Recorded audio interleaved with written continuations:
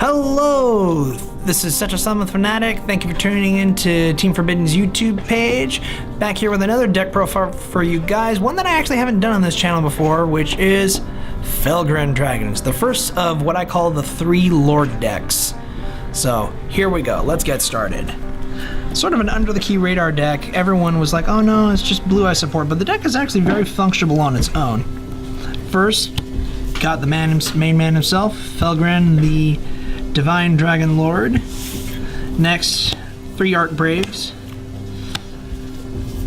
which, for those of you who don't know or haven't played Blue Eyes with this card, it's a level 7 dragon. When it goes to the graveyard during the next standby phase, you summon any other level 7 or 8 dragon from your graveyard except for him. So you have to find a way to abuse him over and over if you want to keep recurring dragons. But it's not once per turn. If you have multiples that were sent there during one turn, their effects will stack. Next up, we actually do have one Blue Eyes card in here, Dragon Spirit of White. Helps banish face... Oh, that's something I forgot to mention. These guys banish monsters and gain the attack. These banish face-up spell and traps. What Dragon Spirit of White does for this deck is not only is it a level 8 monster and a 2500 body, but it also banishes any spell or trap, face up or face down. And then next up, to lock our opponent out of their extra decks, we have one Amorphage Goliath. Only pendulum monster in this deck. You never set him in the scale, just send him to the graveyard with some cards that we will show you later. But most importantly, never equip him to this guy. Paladin of Felgrand, run no less than 3, and get the hollows if you have a playset, because they look gorgeous. They should have been hollow in the deck. Don't know why they weren't. But yeah, basically with Paladin of Felgrand, you either equip Arc Brave, or you equip whatever level 8 dragon you don't want to draw into to him, and then he's unaffected by monster effects. Then when he goes to the graveyard, if you have Arc Brave will trigger during your turn. And that's it. Only 10 monsters.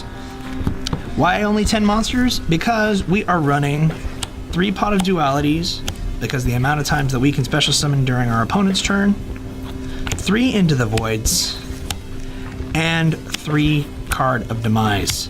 Yes, it's a Demise build. And 1 Upstart Goblin, just because we can. But most of the special summoning, you're probably thinking, but Seto, these cards prevent you from special summoning. Yeah, a majority of the time you're going to be special summoning during your opponent's turn with this and Call the Haunted and stuff.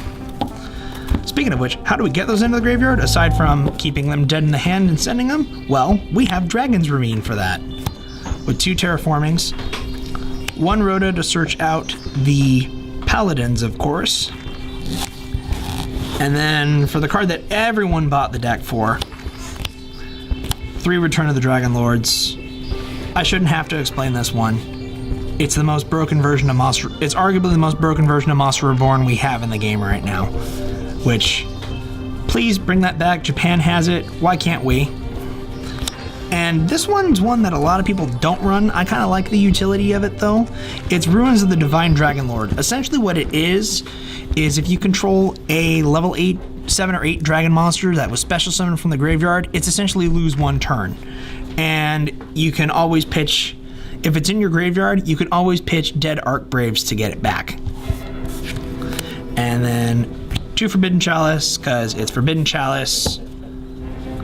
Fuck true king of all calamities.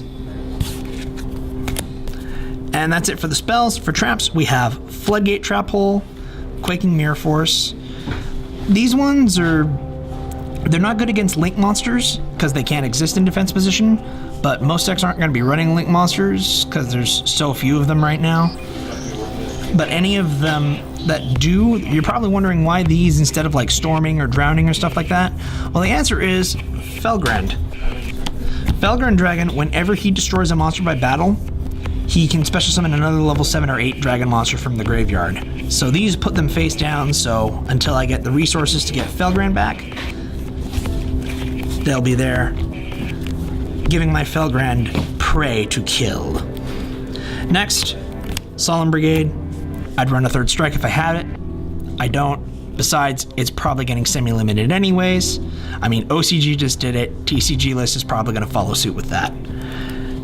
then Imperial Order, and 3 Call of the Haunted. You're probably wondering why no Return of Dragon Souls in here. That's because this only works if they're dragons. That's pretty much the only reason. Otherwise, I'm definitely going to run cards to look out for this deck in the future. Return to the Front Lines. It's essentially what it is it's Oasis of Dragon Souls, except it doesn't stay on the field and it doesn't change their type.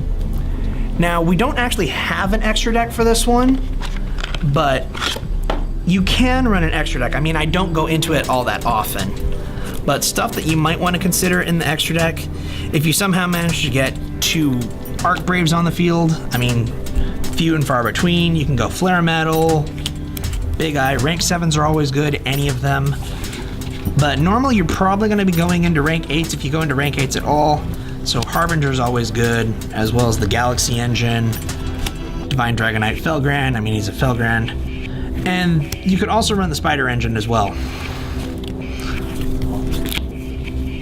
Aside from that, you really don't go into your extra deck that much, which is why I actually don't have one. I just have tokens. So that's it. That's the Demise Felgrand build, the first of 3 Lord decks that we will be bringing to you. I am Sama the Fanatic, probably soon to become the Lord, and we will catch you guys later.